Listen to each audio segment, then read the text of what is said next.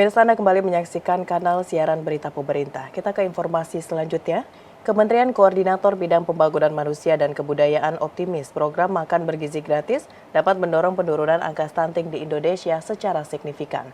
PLT Deputi 3 Kemenko PMK, Nunung Nuryantono, menyebut kolaborasi lintas kementerian dan lembaga menjadi kunci keberhasilan percepatan penurunan angka stunting.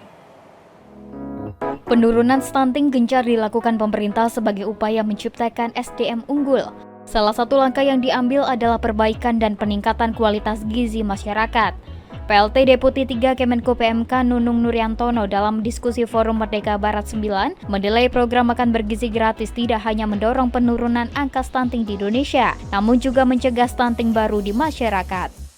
Program makan bergizi gratis Presiden Prabowo Subianto melanjutkan program penurunan angka stunting yang telah berjalan di masa pemerintahan Presiden Joko Widodo. Namun pada program makan bergizi gratis, target sasaran diperluas tidak hanya peserta didik, namun juga bagi ibu hamil, ibu menyusui, dan balita.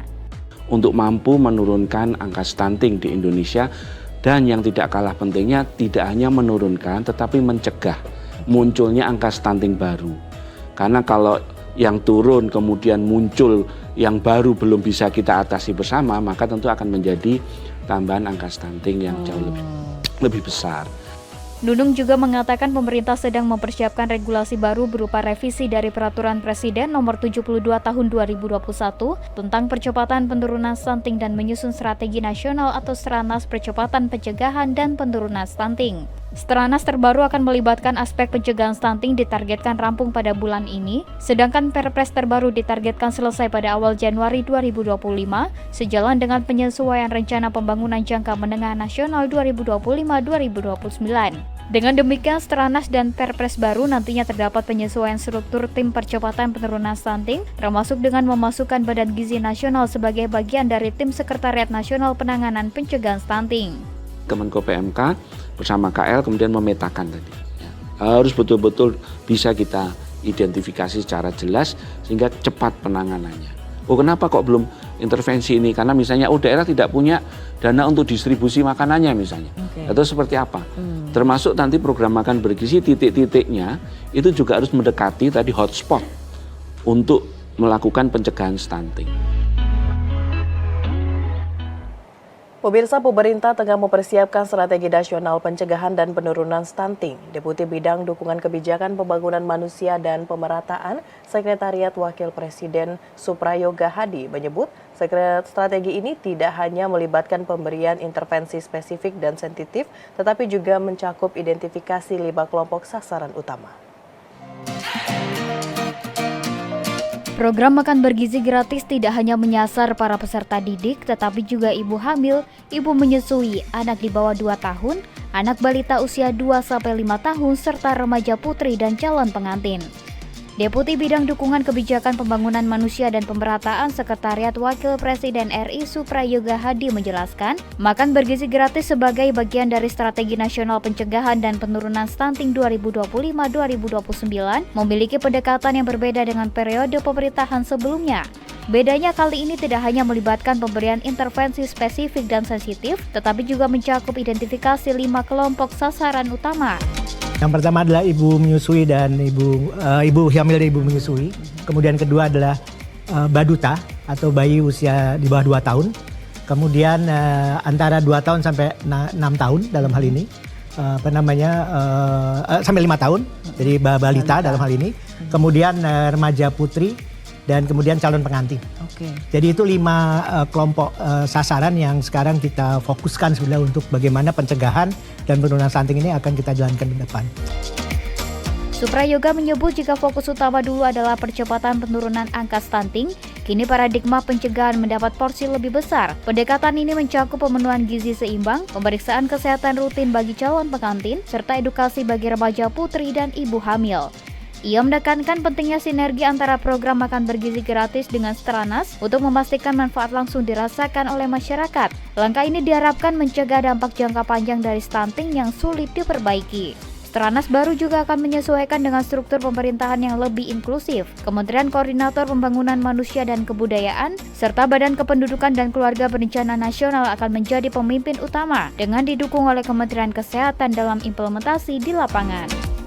Karena kita pahami memang di dalam konteks di lapangan termasuk di daerah, dinas kesehatan dan sebagainya itu menjadi leadingnya. Selain dinas KB ataupun kantor perwakilan KB yang ada di daerah dalam hal ini.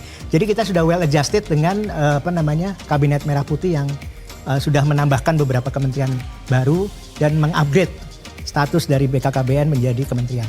Jadi kita sudah siapkan dan insya Allah kita targetkan bulan ini kita selesaikan Stranas, kemudian Perpres kita targetkan awal Januari itu sudah selesai, sejalan dengan penyesuaian dari RPJM Nasional 2025-2029. Jadi sudah on right track.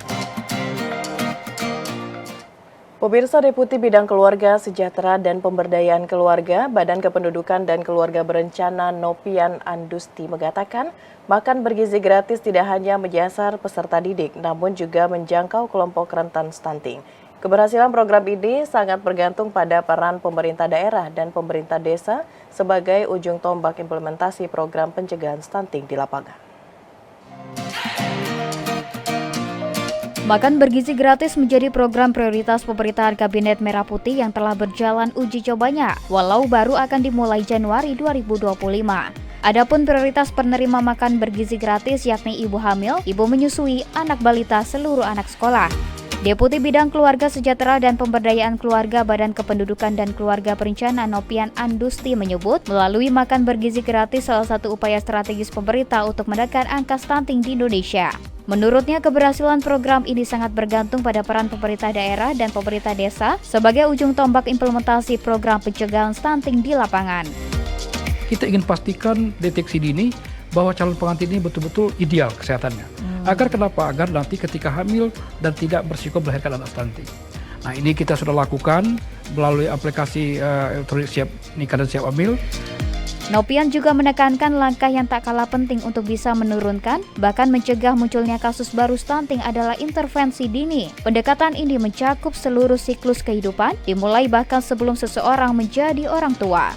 Deteksi dini memungkinkan pemerintah memberikan intervensi berupa suplemen penambah darah atau nutrisi tambahan sehingga calon ibu berada dalam kondisi optimal saat memasuki masa kehamilan. Untuk mendukung program ini, BKKBN mengembangkan aplikasi Siap Nikah dan Siap Hamil yang mempermudah pasangan muda memantau kesiapan fisik dan kesehatannya.